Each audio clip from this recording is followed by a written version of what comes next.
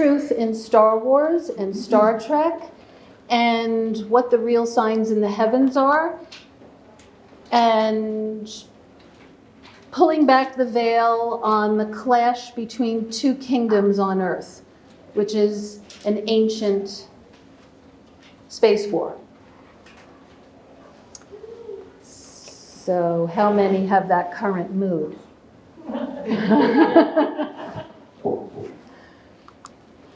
So before I start, I always like to tell people to temporarily suspend your unbelief, because cognitive dissonance is a psychological mental state that happens when you're given new information that conflicts with what you've thought or been told or believed. And sometimes people get upset about that, so I'm just asking you to just, you can afterwards come up and ask questions. And because of time constraints, I'm going to go through a lot of this stuff because I have like 90 slides and I'd like you to see all the pictures. And I'm not going to be able to explain every single one in detail, but I have in my books. So everything is in the books, references. Let me just tell you a little bit about who I am and where I come from. Well, originally I come from New York City. I was born in New York in 1961. And I've had a lot of experiences along the way. I lost my mother when I was 6 years old, so I was kind of put out into the world and on my own, and I've had a lot of supernatural experiences that have caused me to question reality. And then I became a paralegal, and I worked for lawyers for 25 years in New York City, Florida, and Denver. So I'm now retired from the legal field, but I have taken my skill set and have applied it to my book series to uncover the truth and to prove certain arguments and controversies. My books can help you too to use that information which I offer. So when you have arguments with people about, is this true, is this real, where does this come from, how do you believe this, where is the source, I invite you to use my books as references. I write them so that people can look things up. They're obviously nonfiction. They don't need to be read cover to cover. I have a very extensive table of contents. You can just look things up. So you'll see here as I go through my presentation why it's a bit controversial, and it might not be. A lot of you might already know, and some people, you never know. So if there's issue or argument, I have it all proved in the book series. So I invite you to come to my table later. And everyone who is here today, and thank you so much for coming. It's really great being here and being here at this time and after this convention got rescheduled 3 times. So this is a wonderful day. And so I'm offering 10% off on everything at my table for everyone who's here today. And thanks for listening. So I'm going to start with our culture, our TV and movie culture. And every generation seems to have an alien TV series. These are just a few that I am showcasing here. But one thing that they all seem to have in common is that the alien comes to Earth and learns either how to be human or how to interact with humans. Okay, and that seems to be a recurring theme. So how many people here have been watching the new hot hit sci-fi Resident Alien? Oh, fantastic. Okay, so you'll appreciate this. So Resident Alien takes place here in a fictitious town of Colorado called Patience, which is anyone who's gone to a mountain town or lived in a mountain town or hung out there knows you're going to need patience because life is slow. And Chris Sheridan, who is the creator and script writer, has been able to put some really interesting, brilliant pieces of soft disclosure in Resident Alien, with humor, with drama, and the characters are rich and deep. So if you haven't seen it, they're in a hiatus right now, and in July they're going to be airing every night on Sci-Fi, and it's on Peacock for free. The other half of season 2, but if you find it, you can binge watch it until July and catch up. Okay, so there's some really hilarious scenes in Resident Alien, and one of the things that I'm bringing out here is he comes to Earth, he takes over the town doctor's body. Okay, and Alan Tudyk, who plays Harry Vanderspiegel, he's the alien. And there's just some really, really profound, funny lines that go back and forth. Patience tourism commercial. This little guy? Huh? Oh my! There it is. The mayor can transmogrify matter. He must be part Anunnaki. Maybe Mayor Snowflake lives. Okay, so basically, I wrote what he was saying. Okay, so the town mayor is doing a little trick on Harry, and he's the alien, and Harry says, "Oh my, the mayor can transmogrify matter. He must be part Anunnaki. Maybe Mayor Snowflake lives." And this is a running joke in the series, but what does he mean? Why is he making reference to Anunnaki? Okay, and that's just one scene. There's another scene where he makes references to the gray aliens, and he makes references to the lizard men. So there's a lot of soft disclosure about who the aliens are in Resident Alien. Now, his alien self, okay, so this is who I go into detail in my book series about who the Anunnaki are. And they are a race of beings that came to planet Earth in ancient times that was literally written in stone. Okay, it was written in cuneiform Sumerian tablets that the late archaeoastronomer Zecharia Sitchin translated and interpreted in his book series, The Earth Chronicles, which are 12 books.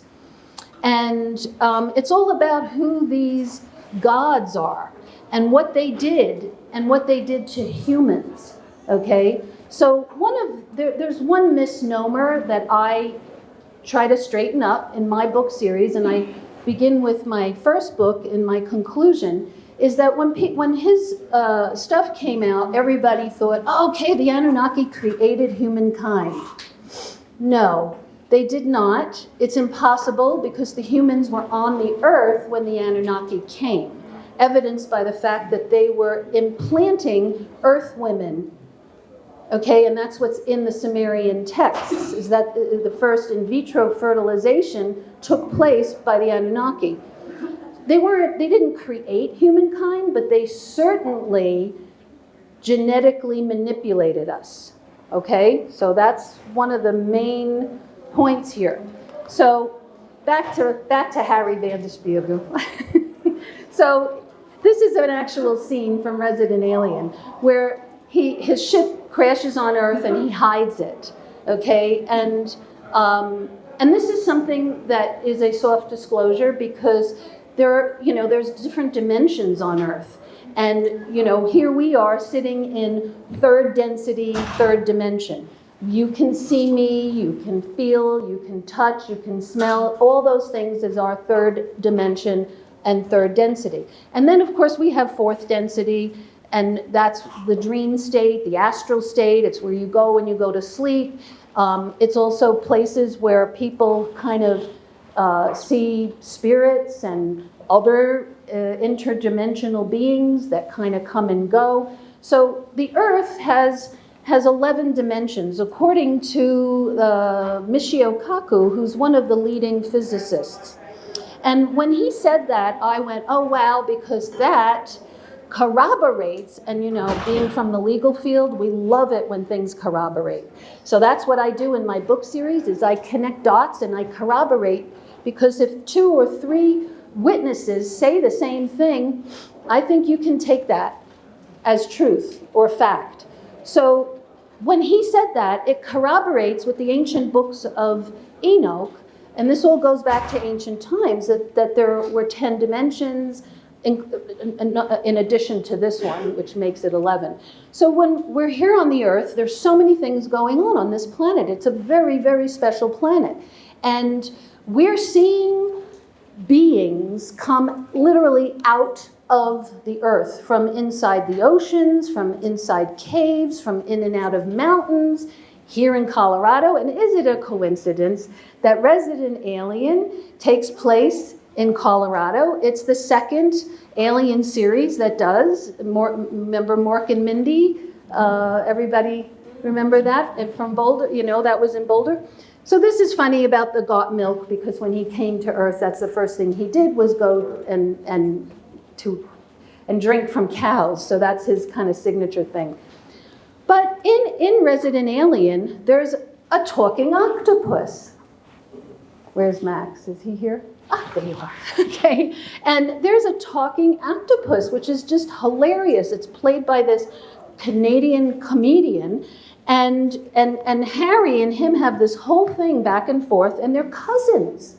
Okay, so Harry is a cousin of the octopus species. Now, I find this no coincidence that, and these are just a few articles I've pulled, that the scientists have now designated the octopus as an alien species. Okay, besides the fact that they're sentient beings, and let's not forget that My Octopus the Teacher won the Academy Award a few years ago for the best documentary, which, anyone who sees it, it's just amazing. It's beautiful. So he has this whole thing with this octopus, and it's just really profound and funny at the same time. So the truth is indeed stranger than fiction. So when you see this right here, that's his reflection, because that's who he truly is this alien, kind of an amphibious type of an alien. So that's why he kind of rags on the lizards, the Greys, the Anunnaki, because he's different than them, okay? Which if you know this material and you know that these are beings that have been in contact with humans, okay, and this is all part of disclosure, you'll see that what they insert into these scripts is not so far from the truth. And let me also just say that one of the main reasons, okay, that these TV shows are doing stuff like this, and it is for entertainment, of course, but there's truth in it, is to prepare the public for disclosure of extraterrestrial life, to prepare the public for interaction, for contact, for even a real Star Wars, okay, which I'm leading up to. So just one more thing about Resident Alien. So you see here on the bottom right corner, there's Harry, the alien, walking with a little boy whose name is Max. And he's 9 years old, and he's the only one in the town of Patience, Colorado, that can actually see Harry for who he really is.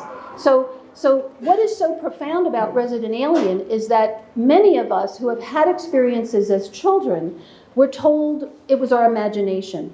We were, and there's Liv, the sheriff, the deputy sheriff, goes back to her time when she was 9 years old, in Colorado, in a summer camp with her father, and a spaceship came right over them, and and they all walked away, and she was the only one left, and she was the only one that saw it. And when her father came back, he immediately, without question, assumed she was lying. Okay, so this is the journey that a lot of experiencers have, is trying to tell people what we have seen, what we have experienced.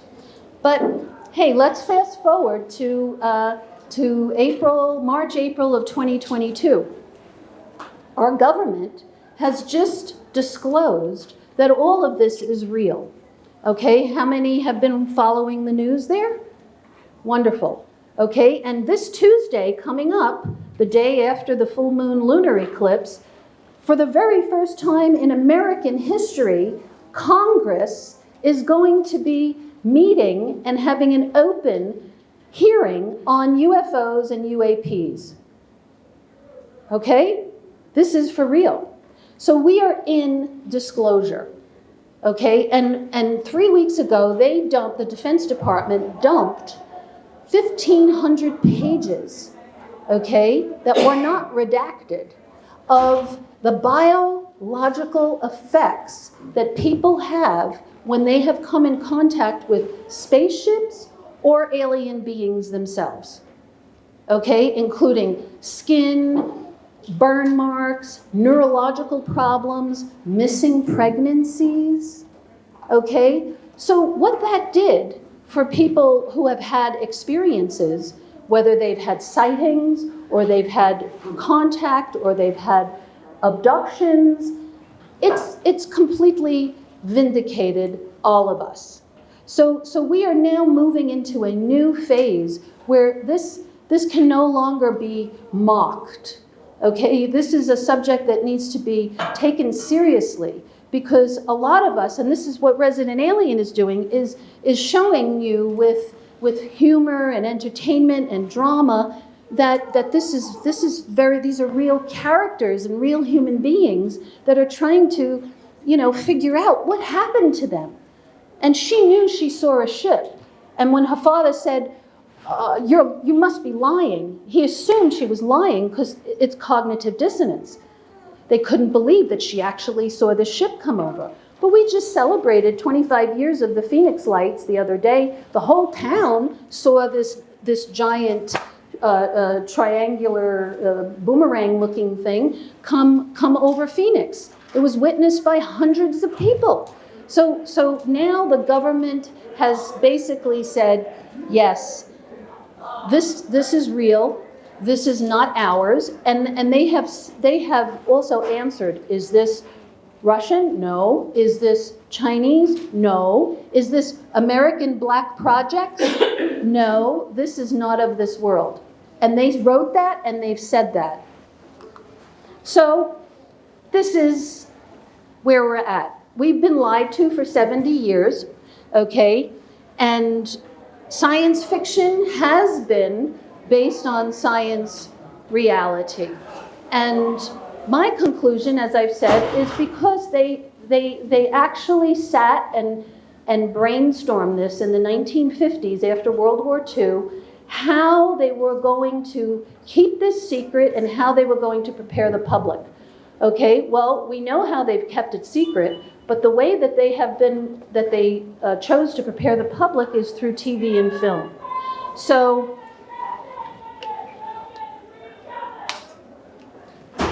okay, so, oh, StarFest is so much fun.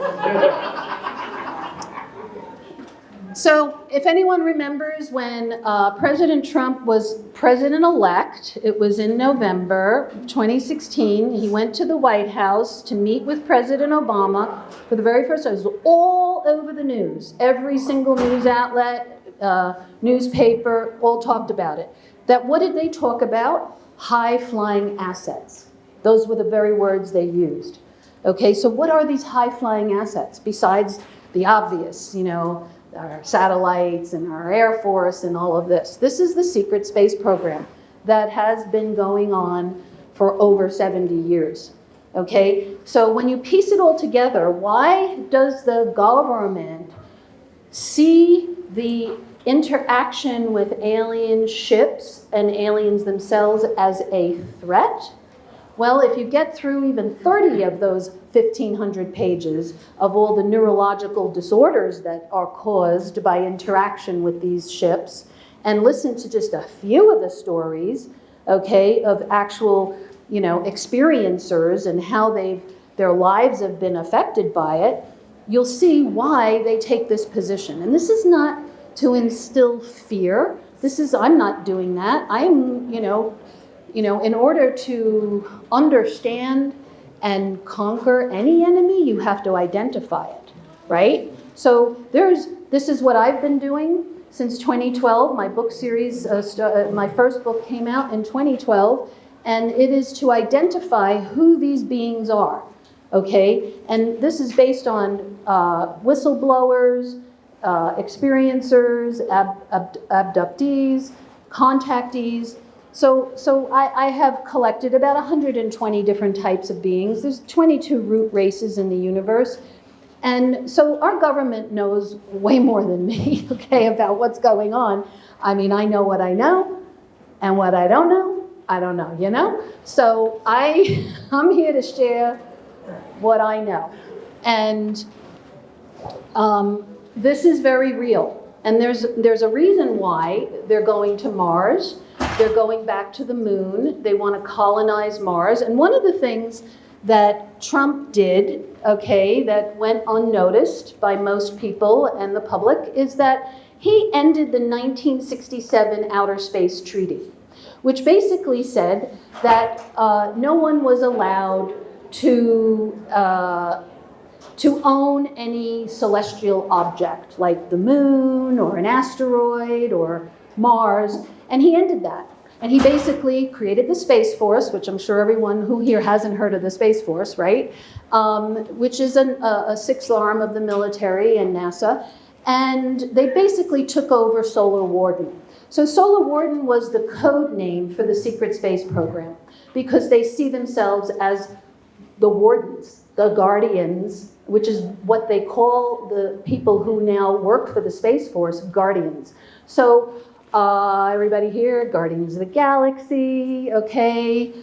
All of the science fiction that we have been enjoying for decades has pieces of truth and seeds of preparation in it, so that we understand some concepts, and we have a basis where we can say, and we can relate and say, oh, that's just like in Star Trek, or that's just like in Star Wars, or Guardians of the Galaxy, or Resident Alien, or whichever, okay? So Star Trek is more fact than fiction, okay? So this is a little known backstory of Gene Roddenberry and his relationships with two of these admirals who were in charge of, they were Navy admirals. And anyone who understands military hierarchy knows that the Navy rules the whole hierarchy.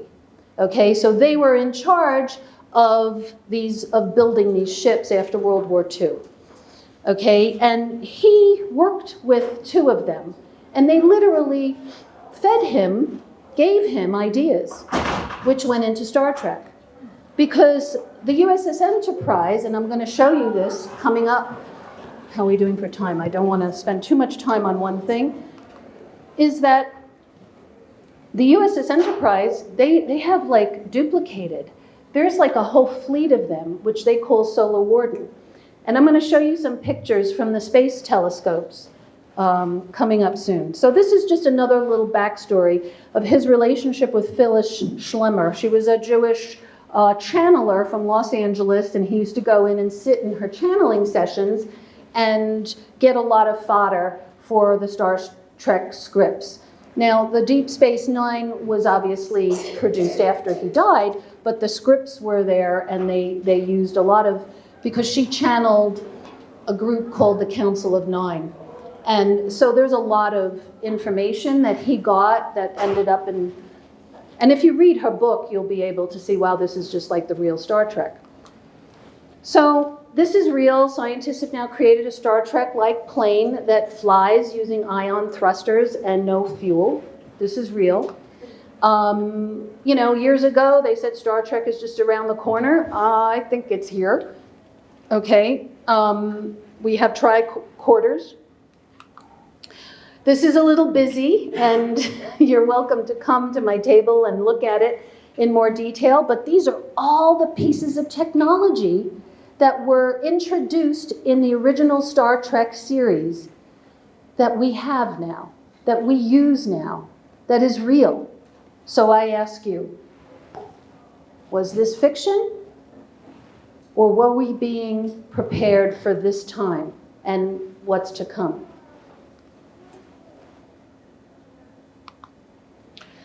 So, I know I'm not here to talk about politics and presidents and stuff like that, but it is history. And another thing that happened under the Trump administration was Disclosure Day, okay, which people in the disclosure movement have been working on for decades. But Trump let it happen and let the Pentagon come out with the very first disclosure report, which happened December 18th of 2017. It was a coordinated effort by the media and Tom DeLonge through Stars Academy, who organized this. So they did it purposely on a Saturday because they thought, well, you know, people don't pay attention to the news on Saturday. They're busy having a weekend. And it flooded every single news station, every newspaper, all over America and around the world, okay? And that was the tip of the iceberg. That was the beginning of it. And of course, if we remember in the 1980s, Ronald Reagan's SDI program, which was also dubbed Star Wars, okay, which had to do with putting weapons in space to protect us, to protect America and the rest of the world too.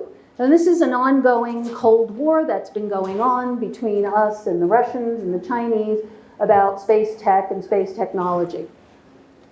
So if you look at the picture on the far, the gray and white, now that is the Tic Tac UFO that basically opened up the genie bottle that the genie cannot go back in. So Air Force pilot David Fraser saw this, recorded it, and he called it a Tic Tac because it looked like a Tic Tac, you know, one of those little white Tic Tacs, and it defied all the laws of physics. Okay, I mean, it sped up, it slowed down, it went up, it went backwards, it went up, and then it ended up in the ocean. Okay, so there was a stigma that was going on in the military and for anyone who was a pilot, whether you were an Air Force pilot or a commercial pilot, and you encountered these spaceships in the air, I mean, some of them were just mocked relentlessly. Now, all that has changed. Now, there's rulings, there's new laws, there's new protocols, there's new policies, and now Congress is now taking it over, and all of the pilots can report what they see and file these reports and not have any issue like losing their job or being mocked by anybody. So we live in interesting times. So I'm not going to spend too much time on this, but this is real, okay? Stargate technology is real. This was a 1994 film. Everybody seen it, Stargate here? Okay, I'm sure everybody here has. And I mean, we're here in Colorado. Isn't that interesting that, you know, then a Stargate fountain went up in downtown Colorado Springs and... Where's NORAD? Exactly. Where's NORAD? That's where NORAD take place. Exactly. Thank you. And there's talk, I can't prove this, but there's a lot of reports that the weapon of mass destruction that our military, that the Marines went to go get from Baghdad in 2003 under the Bush administration, okay, was a Stargate. It was a Stargate that was given, here's the story I know, and I can't verify, I'm just telling you that there's too many pieces here that are too coincidental. Libya gave it to Saddam Hussein. Muammar Gaddafi gave it to Saddam Hussein because it was an ancient Sumerian relic. So very much what you see in the Stargate movie about how they found this ancient relic in the 1920s, there's a lot of truth to that. So Muammar Gaddafi gave this piece of this relic, this Stargate, this round stone thing, to Saddam Hussein, who put it in the Baghdad, who had it in Baghdad. And when the Marines went in and stormed the Baghdad Museum, that was the first thing they went for. Okay? That was the weapon of mass destruction. And then the media went and covered it up by saying there were no weapons of mass destruction. Okay. They're studying the sun for solar activity. Our sun has been more active now than it has ever been before. And yes, the sun goes through natural 11-year cycles, sunspot cycles, but what's happening now is unprecedented. Okay? And why are we seeing ships there? And not just ships, planets. Okay? If you look at the bottom right corner, that's a planet. And that planet goes around our sun every 28 days and eclipses our sun. Okay? So a lot of these ships, I mean, these are not comets. This is not space junk. These are huge, and if you look at them in relation to the size of the sun, this is not some scout ship. These are huge motherships. So I don't know. I don't pretend to know. I ask questions. Is this us? Is this Solar Warden? Is it our secret? Is it the Anunnaki?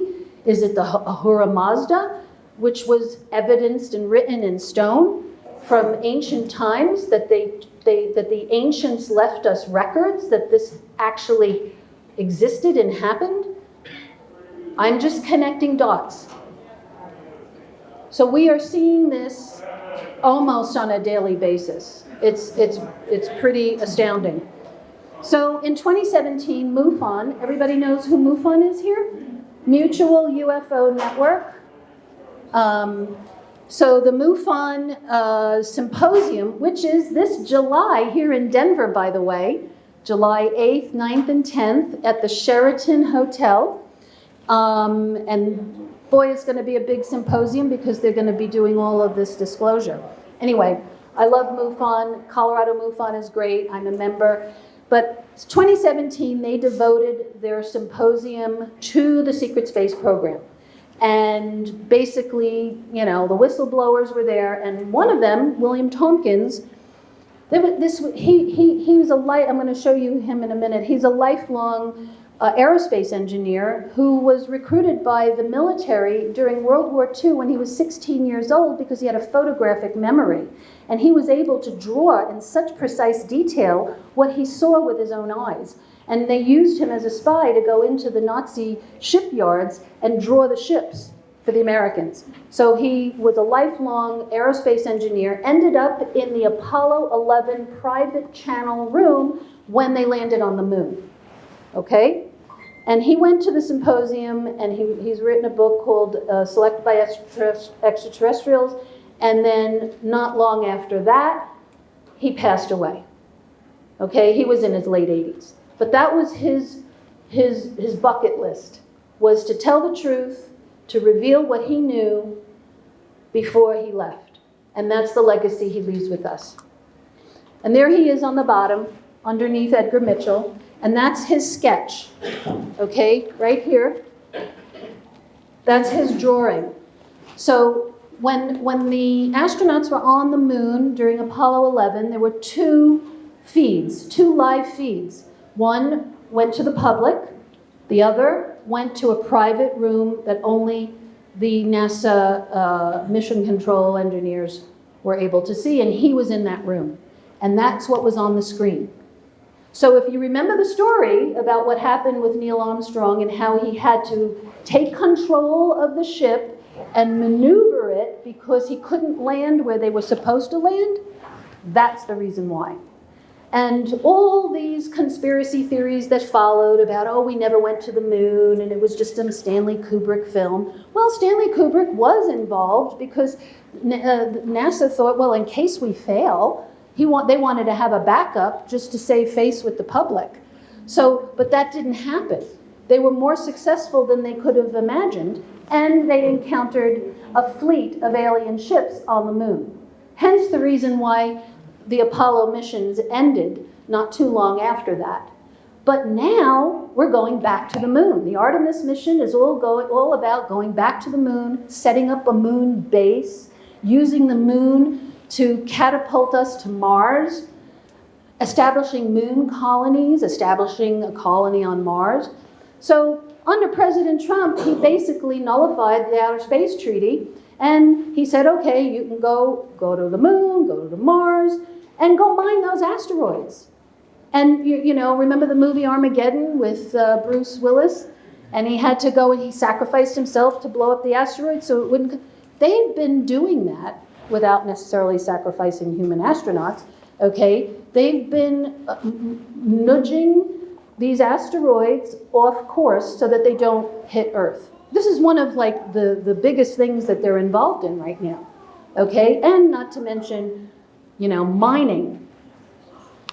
So this was a photo over here. So in my book, I go into what goes on with these live feeds from the International Space Station. So the International Space Station is on a 10-second delay. And there's two production specialists that are in charge of the live feed. But they're two human men, okay? And sometimes they're talking to their wives. Sometimes they're taking a break. Sometimes they're a little distracted, and it only takes a split second for something to come through. And once it comes through, because there are people on Earth that are literally watching the live feed, and they'll just screenshot it, record it immediately, and there it is, it's out. And that's what we have. We have a lot of footage from the ISS of spaceships around the ISS, spaceships on the horizon of the Earth, and that's one of them, okay? And someone had said, the person who basically took it off the feed, said, gee, that looks just like the Millennium Falcon, so it stuck. So we have technology that they have been using because they see that this is some type of a alien threat, okay? And so and that's about Solar Warden. Hey, thanks for closing the door.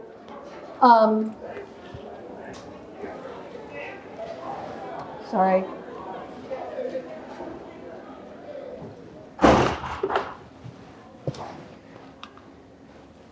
So we have in my book, my fifth book, The Heavens, I basically collected every quote I could find on the astronauts. So if you want to hear what our astronauts saw and said, and ones who did see and didn't say, and what happened to them.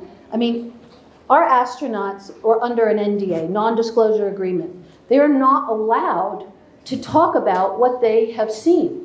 Okay, and some of them lives were threatened. Everything was threatened to be taken away from them. Their pensions, their family, after they died, all of that was put in place in very ironclad legal agreements. So Neil Armstrong was probably one of the loneliest astronauts on Earth because he saw all of this and he couldn't talk about it. Now just think for a minute what that must feel like. I mean, to live with that kind of a secret and not be able to talk about it with anyone. But there were a bunch of them that did talk.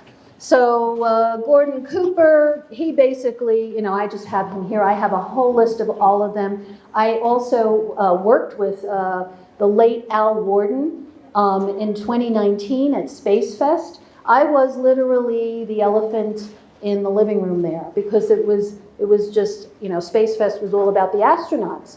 And here I am, with an author table selling books on disclosure, and they're not allowed to talk about it. But I did have a really good chat with him that was, outside of work about because he has this thing, if you look him up, the media is always asking him, or did you see any aliens when you went to the moon? And he always gives the same spiel. Well, every morning I wake up and look in the mirror and I see the alien right there. He's, that he's the alien. So, because he went to the moon, so he's the alien. Get it? But there's more than that, okay? He also followed Zecharia Sitchin's material, so we got to talk about that. I put my interview with him in my book. You can read it verbatim. And he basically said, yeah, we're not alone. And, he believed that there were other beings, and he didn't, actually pinpoint and say what he saw, but you can get the gist. So he was one of the, Edgar Mitchell probably was one of the biggest whistleblowers of the astronauts and did more for ufology than any of them. So here, these are actual photos, okay, of this photo up here was taken from Earth, from a camera, zoomed in, with a telescopic lens, and what was that on top of the moon? That's technology. Okay, something's up there. So now the Chinese do not have the same protocols and policies that the Americans do. So when they went to the moon in their Chang 3 rover, they leaked a bunch of photos that came out. And once they're on the internet, that genie isn't going back in the bottle. So these were some of the photos that came from Chang 3 from 3 years ago, January. Oh, is it January of 2020? It's two and a half years now. And doesn't that look like a spaceship on the moon? That's technology. So if you remember the story, it was back in 2011, I think, NASA exploded a bomb on the moon. You can look it up. It's all documented. And they wanted to see what would happen. And the moon rang like a bell and went on and on and on. So that tells all of us, just based on simple physics, that the moon was hollow and it's metallic. Otherwise, how could it ring like a bell? So, okay, so here's Star Wars. That's the Death Star. And these are actual photos, screenshots from the 24/7 loop of the Lasco Coronagraph space telescopes. And there's this planetary-looking object with a big hole in it moving around the sun. And it wobbles. So I have a friend in Australia, and there were two of them, by the way. This is the second one. They come in pairs. They could be moons. They could be spaceships, because spaceships are spherical in nature. Some of them are. Anybody remember Starman? Yeah, remember he had to go find his ship, and when they found it, it was this spherical red ship that came down in the Arizona desert to pick him up. So we don't know what this is, but we're seeing it often, and it has a very distinct hole in it. And there it is again, and these are these black and white photos in the middle are from my friend in Australia, from his telescope. And whenever he posts it, he posts a video of it, it wobbles. So it's moving, it's rotating.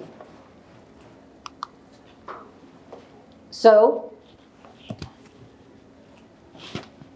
all of this is the ancient Sumerian, one of the Sumerian tablets that are telling us about a binary system. And, what are we preparing for? Is it the real Star Wars? So here's more space photos of ships, lasers, stuff coming out of them. And when you see it, it's really hard to show on a still, but when you see the live footage, it's active. There's something going on. So we're not only seeing ships, we're seeing planets, spherical objects that are showing up around the sun. So I prove in my books that none of this is new. There's nothing new under the sun. This is ancient. This has been going on for eons, millennia. And it is in the Bible. And it's in the Bible scriptures. It's in the exo-biblical scriptures, the 75 Jewish books that the Roman Church rejected from the Bible. It's there too. They're still historical records. Books of Enoch goes into great detail about who these beings were, what happened, the whole space drama. And Blumrich was, I'm sure a lot of you may know this story, he was a NASA aerospace engineer, wanted to prove that von Daniken was making it up or that it wasn't true. And he went in, and guess what? He proved that von Daniken was right, because he saw it for himself, and then he wrote his own book, Spaceships of Ezekiel. So the whole book of Ezekiel is basically a description of spaceships that came and went back in ancient times. So that's one of my memorials today. That was from 2018, SpaceFest 2018. It's Memorial Day, so I thought I'd throw that in just for good times. But this is a photo that I took myself, okay, here in Colorado, and I watched it move. There was something next to the sun. That's the sun. That's not.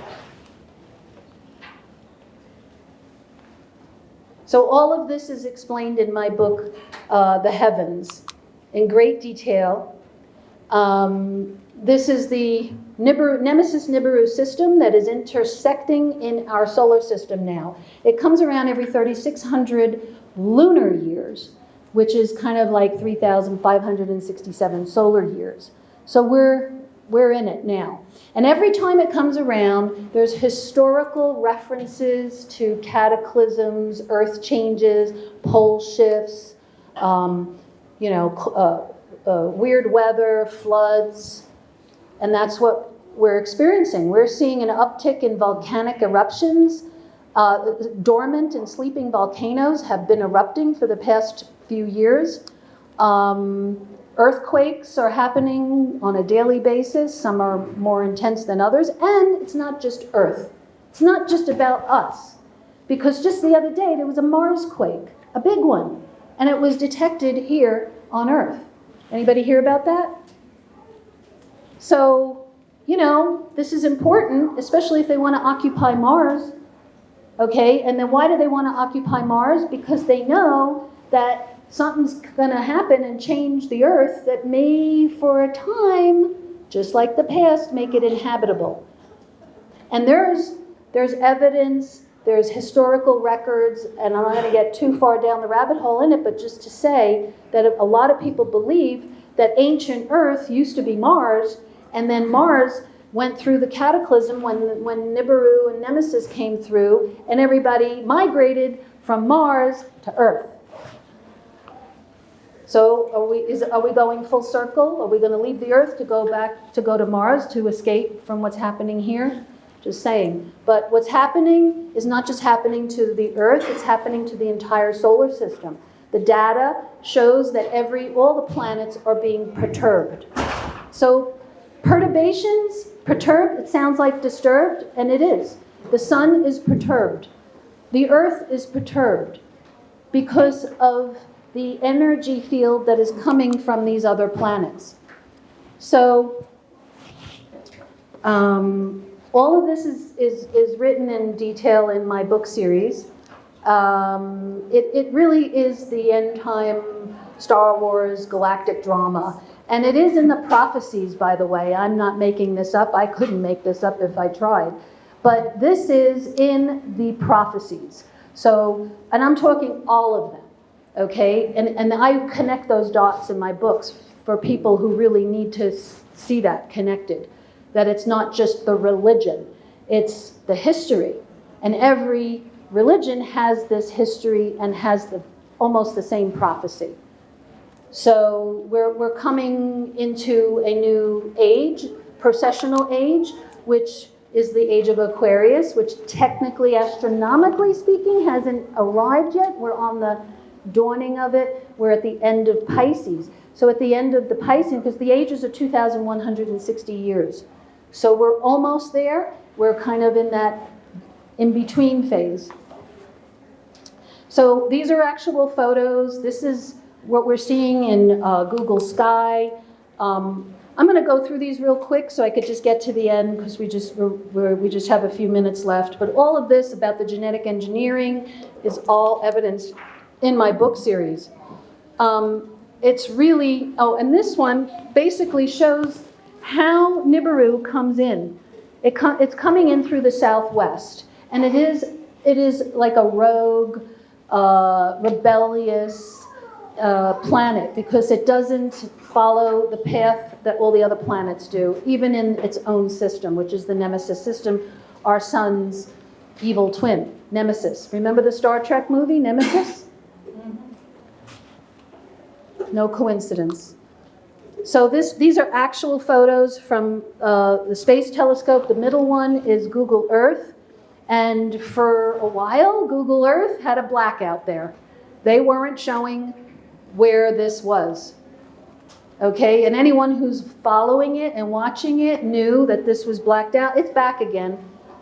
I mean, you can find it, and I give the coordinates right here, and they're also in my book, in case anybody with a telescope wants to go find it. This is also from the ISS, a big red planet in the background there. And why don't we see them? Why aren't people seeing them with their naked eye? These are also all telescopic photos.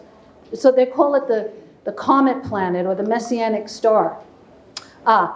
This was Hubble, okay, which has now been taken over by the JW Space Telescope. Took that photo back in the 90s, and it looked like a city.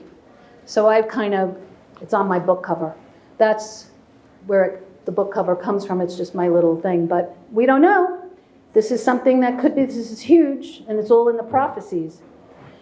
So these are actual photos that come off of the weather cams. There's that red planet. We keep seeing it over and over again. No coincidence that the ancient Egyptians and Sumerians always depicted it as a red disk with wings. And on the bottom right corner, that's the actual Google telescopic photo of Nibiru coming in to the southwest. And that's the positions that it's coming in from, because it's tilted, it's elongated. And it's going to pass the Earth twice. So it comes past the Earth, goes around the sun, and once it goes around the sun gives it energy, and the sun catapults it out really, really fast back into its orbit, and it passes the Earth the second time. That second pass is the one where the Earth literally flips. And it's written in the prophecy that the Earth turns upside down, which is basically biblical vernacular for pole shift. We're already 48 degrees into it. So that's going to be the final jolt. And that's happened here before. The Earth has had pole shifts before. And what's happening with climate change is one part of the planet is warming, the other part is cooling. Antarctica is melting because Antarctica used to be where the old Atlantis used to be. This is what a lot of people believe. And now the ice is coming off of it, and we're seeing things, caverns, and a lot of stuff is coming out of Antarctica. So why aren't we seeing this? Because there's technology up in space that doesn't want us to see it. It's using this technology to obfuscate. Anybody who knows anything about lighting knows that light can refract, it can obfuscate, it can reflect, and it can illuminate. And it can really confuse you, especially when there's a bunch of mirrors and prisms around. And you think you're seeing one thing and you're really seeing something else. And that's what's happening here. These are actual photos of what people are seeing in the sky. And we're seeing it here all the time. Anyone here, remember the golden light from our childhood and our childhood photos? When they took pictures of us and we were surrounded with golden light because our sun is a yellow star and it puts out a golden light. Well, not anymore. Now it's like a flashlight sun. Now it's putting out a bright white blinding light. Okay, because of the technology that's in place that is doing multiple things. To be fair, they put it up there because they think that they can retard the warming. okay, and deflect some of the sunlight from the Earth, but they're also using it to cover up what's going on around the sun. And this was patented in 1961. I have all of this in my 5th book, The Heavens, the whole history of the solar simulator, and they put it up into space between the Earth and the sun in 2011. And that's why people are getting these crazy pictures, like everybody. And if you go to my Facebook page, I post a lot of them, Who's Who in the Cosmic Zoo. I post a lot of them. I mean, there's so many people that are just sharing them from all over the world, and people are going, what is going on here? We just had the JWST space telescope go up, which is supposed to take over Hubble. There's space mirrors, there's secondary mirrors, there's tertiary mirrors, there's all these different pieces up there that are causing all kinds of anomalies. And anyone who studies the sky, whether you're a ufologist or an astronomer or you're a pilot, I mean, you have to know what's going on up there. It's not all what it seems to be. And when you put the piece of the technology in place, you can see that people's, your eyes are being deceived sometimes. You think you're seeing one thing and it's maybe not. Obfuscate, confound, hide, the Nemesis Nibiru system. It's kind of, we're calling it a flashlight sun, because it's almost like when you shine a flashlight in somebody's face or somebody's eyes, you can't really see what's going on, right? And that's another piece of this. So you can't see what's around it, but if you study it, you can see that there's a flaw in the system. Okay, this is not a perfect technological system. So Wolf Creek Pass here in Colorado has a loop from sunrise to sunset, and you can watch it, and you can see that there's a certain time of day where the light actually illuminates what it's trying to obfuscate. And you see this red, cratered, rotating planet right around the sun, and it goes over Colorado every single day. Let me see if I can get to some of these pictures before, because we're almost done here. Yeah, so I'm always saying, is this real? Because Nibiru and Namu, I mean, don't they sound similar? They come from a similar ancient language. I mean, is that coincidence? And what was Star Wars and Tatooine preparing us for? The binary system, which is what we're seeing here on Earth. Okay, obviously these 3 photos come from Star Wars. That one in the middle is a recent photo that was taken from the Earth. So they say don't look up. I say by all means look up. Because there's a lot going on. Yeah, right. So Nibiru has a lot of ancient names. The red dragon, the Chinese called it the red dragon because it had a tail. The Greeks called it Hercules. The Sumerians obviously called it Nibiru. Nemesis. So it's here. This is happening. And what I've done in my book series is I've gone into all these old articles, because there was a time where it was fine to talk about it and publish it. It was out there in every astronomy magazine, even the New York Times. And then all of a sudden, in the late 80s and the early 90s, everything went dark. Nobody was allowed to talk about it. Yes, time. Thank you. Well, thank you so much for coming here today. If you'd like to, thank you.